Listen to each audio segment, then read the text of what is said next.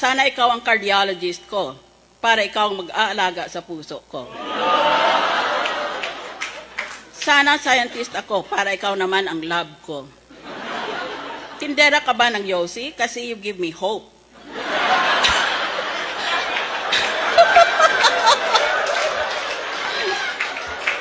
Kasi you give me hope and more.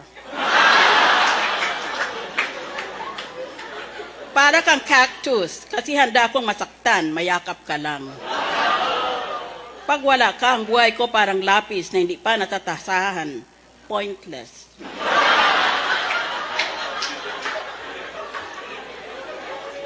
Alright, let's go to question and answer. Tanong, paano mo sasabihin sa isang babae na mataba siya, na hindi siya mababastos? Sagot, excuse me, miss, Mang Tomas ba ang lotion mo?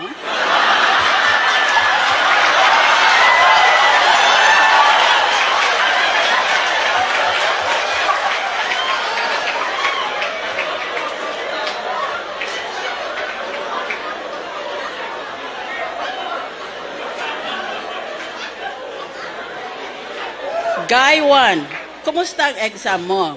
Guy 2, puro blanco. Guy 1, patay. Guy 2, bakit? Guy 1, baka isipin nila nagkopyahan tayo.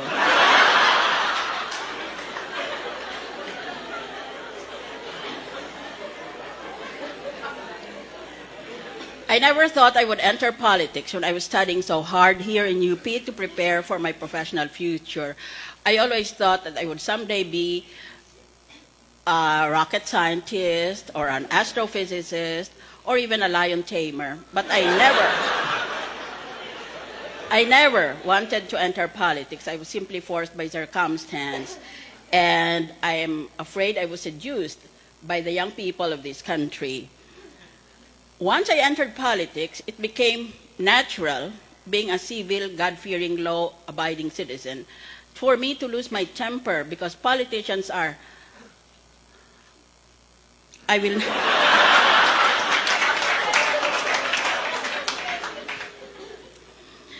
So, kailangan kong minsan sa politika para lang mabuhay ka, to survive, if not to prevail, kailangan magmataray ka. Kaya lang, iba naman klaseng taray ito. Itong mga sinasabi na ito.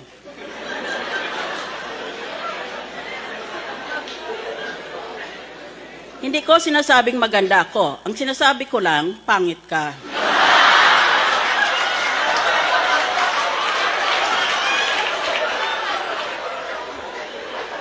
Pag nakikita kita